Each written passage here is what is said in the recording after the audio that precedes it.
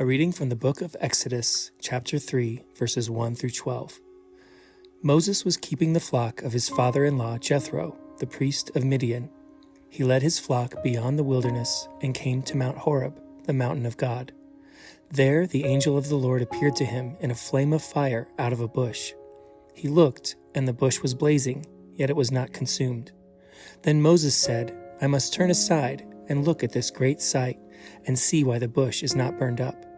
When the Lord saw that he had turned aside to see, God called him out of the bush, "Moses, Moses." And he said, "Here I am." Then he said, "Come no closer. Remove the sandals from your feet, for the place on which you are standing is holy ground." He said further, "I am the God of your father, the God of Abraham, the God of Isaac, and the God of Jacob." And Moses hid his face, for he was afraid to look at God. Then the Lord said, "I have observed the misery of my people who are in Egypt. I have heard their cry on account of their taskmasters. Indeed, I know their sufferings, and I have come down to deliver them from the Egyptians, and to bring them up out of that land to a good and spacious land, to a land flowing with milk and honey, to the country of the Canaanites, the Hittites, the Amorites, the Perizzites, the Hivites, and the Jebusites. The cry of the Israelites has now come to me. I have also seen how the Egyptians oppress them. Now go, I am sending you to Pharaoh to bring my people, the Israelites, out of Egypt." But Moses said to God, "Who am I that I should go to Pharaoh and bring the Israelites out of Egypt?" He said, "I will be with you, and this shall be the sign for you that it is I who sent you. When you have brought the people of Egypt, you shall serve God on this mountain." Can you remember what you looked like as a child? Not the child preserved in the photographs others took of you, but the real face you once wore, the untamed body you moved through the world with, the uninhibited spirit that pulsed with curiosity and longing and wonder. Can you remember that child, the earliest version of you that laughed easily and cried freely and spoke unguardedly and acted unself-consciously? How far back can you go before that original image of you begins to blur, before memory loosens its grip and you can no longer quite see yourself? It can be so hard to recapture that memory of our earliest self because the world has been teaching us all along that we must constantly edit ourselves, soften this, conceal that, practice restraint, modulate our tone, stifle our emotions, temper our passions. In other words, project the version of ourselves that feels most acceptable, attractive, and safe. And gradually we learn which parts of ourselves earn approval and which must be kept out of sight. We trade wholeheartedness for self-protection and curiosity for caution, spontaneity for predictability. And over time, the self we once were, it never disappears, but it does become ever more difficult to recognize. The late theologian and mystic Thomas Merton wrote about this lifelong struggle between the true self and the false self. By the false self, Merton meant the part of ourselves that is constructed. The false self is not inherently bad or evil. It's just the self we fabricate in response to social expectations and approval out of our deep human need to belong and feel safe. The false self gets us through life. It's the version of ourselves we learn to perform for the world. Parent of the year, student of the month, teacher, pastor, CEO, Christian, American, homecoming queen, the life of the party, perfect. The false self often looks great. It's our Facebook or Instagram self. But it can also betray us when life doesn't go as planned. It can reduce us to our worst moment. It can expose us and open us to public shame or condemnation. But either way, the false self is just not who we are. It's simply the labels we wear. The true self, by contrast, is not something we invent or achieve. It's who we already are, hidden with God. The self that's waiting to be recognized rather than approved or improved. The true self is who we are when we're not performing, when no one is watching, when we're not trying to accomplish anything, when God is our only audience. It doesn't need to prove its worth or manage impressions or hustle for likes or earn its place. The false self is always asking, how am I doing? The true self rests in the assurance that I already am. If you have ever forgotten who you already are because you've been so consumed with how you're doing, I think the story of Moses will resonate deeply with you. When we meet Moses in today's story, he has forgotten who he is. He's a lost soul, an alien residing in a foreign land, as he calls himself. But he's a man who's never really known who he is, and a man who's never really been at home anywhere. Born under Pharaoh's deadly decree to kill every Hebrew newborn male, Moses is given up by his desperate mother, and rescued and adopted by, of all people, Pharaoh's daughter, and raised with this identity that never quite fits. Years later, his outrage at injustice against Hebrew slaves leads him to kill an Egyptian taskmaster. And when his crime is exposed, he flees, leaving behind both the mess he was born into and the mess he's just created, spending the next 40 years as an exile shepherding sheep in Midian. And there, in the wilderness of Midian, he lives with the painful verdict of all these labels: orphan, imposter, murderer, exile, a stutterer, a shepherd, a fugitive. All these labels have settled into his soul. He's no longer asking big questions or pursuing big dreams. He's keeping his head down, tending someone else's sheep, living a small, unremarkable, manageable life on the far side of the desert. This is not the Moses of promise or possibility. This is Moses reduced to survival and submission. The false self has taken over. He's now cautious, resigned, compliant, convinced that he really is all that which others say of him, all those labels he's wearing. And it's there in Midian, not in Pharaoh's palace, not in a moment of confidence or clarity, but in the middle of ordinary work, on an ordinary day, that something strange and holy happens. A bush begins to burn without being consumed. A voice speaks from out of the flames, and Moses pays attention. You've likely not only heard this story before, but have also questioned that its reasonability, its believability. Let's be honest.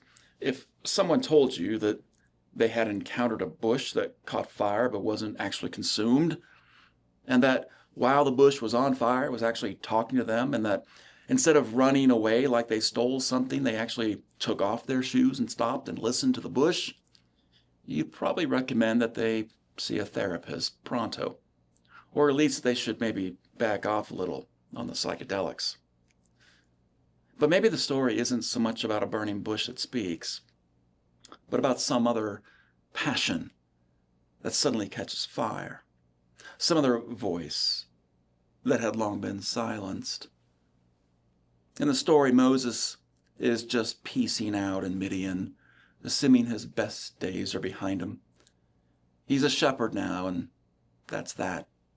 He's living a good enough life, a manageable, predictable, low expectation kind of life. He's like Lester Burnham in that movie American Beauty, who quits his position at a marketing firm to work at an entry-level fast food job at Mr. Smiley's, where he tells the manager, "I want the least amount of responsibility possible." For Moses, every day in Midian is the same. Feed the sheep, shear the sheep, shepherd's sheep wake up tomorrow, do it all over again.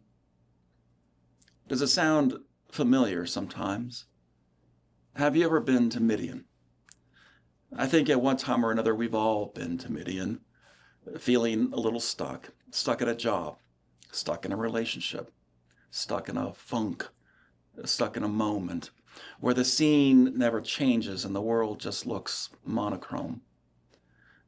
Sometimes there are seasons in our lives when we just have to tend sheep in Midian.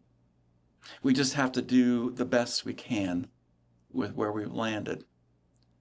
Some of the people I respect the most in the world are actually those who've found themselves in Midian and persevered, never quit, made the most of it. What makes them extraordinary in my mind is that they didn't settle. In Midian, they came to remember who they really were. Sometimes we need a reminder that we're more than we have become. We need someone or something to tell us that it's not enough to just punch the clock in a life where every day just feels like another Monday, where we're content to do the same things we've always done a million times again. While Moses is just punching the clock in Midian, a bush suddenly ignites, and God speaks, and Moses hears what he doesn't want to hear but desperately longs to hear, that he is more than he has become. In this encounter, he hears the call to lead his people out of slavery in Egypt into a life of freedom.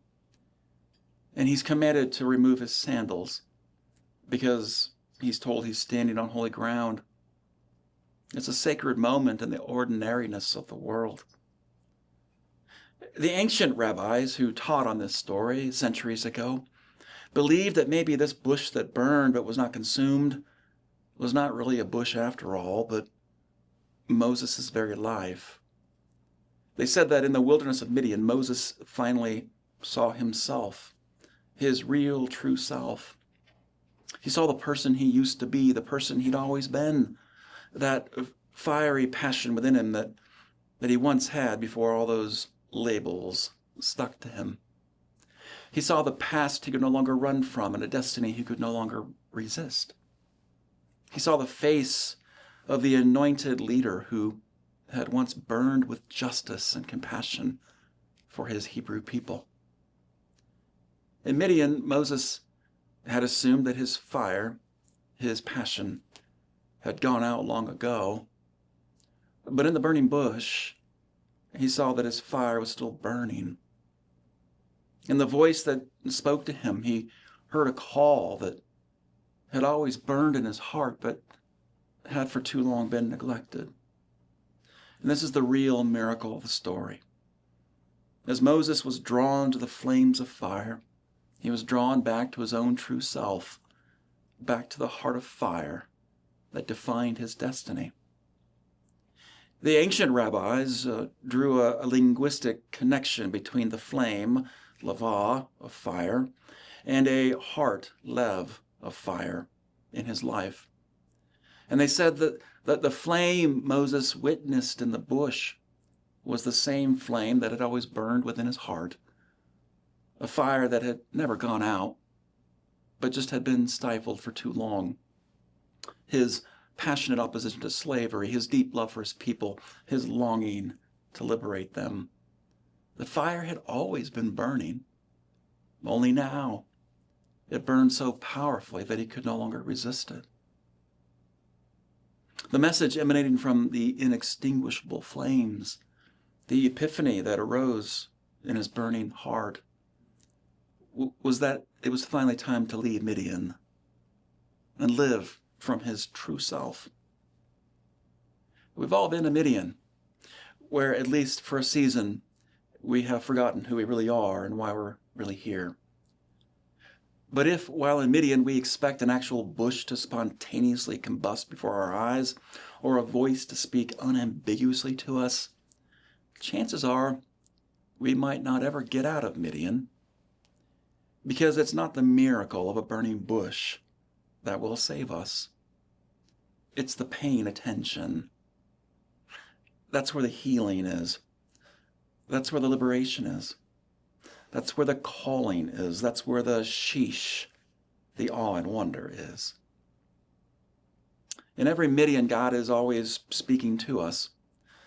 But something is required of us if we are to behold the fire and hear the voice and receive its truth and act on it. That's the work of paying attention. And the best word I can come up with for this indispensable work of paying attention is spirituality. Spirituality is just the word we use to name all the practices and rituals, the rhythms and habits that train our attention and open us to transformation. All the various ways of slowing down long enough to notice what we might otherwise miss. It looks like prayer, meditation, worship, journaling, silence and Sabbath, gratitude and confession, acts of justice and mercy, attentiveness to creation, showing up for one another, a deep listening, and to God, to others, and to our own hearts. These are all spiritual practices that help us loosen the labels of the false self and become more available to the deeper truth of who we really are and what God is calling forth in us. At its heart, spirituality is not about escape or even self-improvement. It's not even about being more religious. It's about healing. All spirituality, in the end, is about healing. It's about recovering the true self that we've neglected for the false. It's about relieving suffering, our own suffering, and that of the world. And so many of the spiritual teachers across traditions have all said the same thing in different ways. They've said that suffering is born from attachment. We suffer when we cling to the false self, when we attach our worth to labels and roles, when we confuse who we are with how we're doing, when we grip tightly to the life we've managed instead of opening ourselves to the life God is still calling forth. Local writer and photographer Eric Stensland writes about these signs that are scattered throughout Rocky Mountain National Park. These signs read, "Restoration Area, Stay Off." And they mark heavily trafficked areas where visitors have worn down the grass and flowers to bare dirt. And Stensland notes that his life is often like those areas, that stress and busyness have him running over the sacred ground of his own life, thoughtlessly trampling those delicate places, becoming worn and hardened as he focuses on efficiency rather than beauty, productivity rather than meaning. And he says, we live by that old idiom, "Don't let the grass grow under your feet," without realizing we are killing any green and hopeful thing in our life. But he says he's also seen these places spring back to life when they are simply given the space they need. What looked hopeless was simply a garden waiting to thrive again.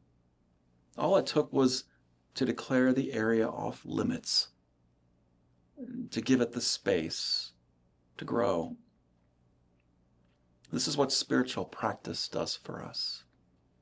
It marks off restoration areas in our lives, creating space for what's been trampled to grow again. That growth and transformation comes through surrender. The surrender of our masks, our fears, our attachments, our need to control the outcomes. That's what Moses does when he turns aside to look at those flames. And that's what he does when he takes off his sandals. He releases his defenses. He loosens his grip. He surrenders his stuckness and allows himself to stand barefoot, vulnerable, attentive, on holy ground. And maybe that's the invitation for us today. Not to wait for a bush to burst into flames, but to notice where our own hearts are still burning. Not to expect a voice from heaven, but to listen for the voice that calls us by name in the ordinary moments of our days. Not to prove we are worthy, but to trust that we already are, that we are more than we have become, more than the labels we wear, more than Midian has told us. And it's here that the moment of awe finally arrives, when we discover that the fire hasn't gone out, that the true self is worth living for. That we can stop trampling the tender spaces and give ourselves to what has always been burning, so that the true and beautiful can finally grow again. And it's then that we discover that we are standing on holy ground, and all we can say is, Sheesh. Our takeaways for today: we are more than the labels we wear. Holy ground is often found in ordinary places. The transformation comes through surrender.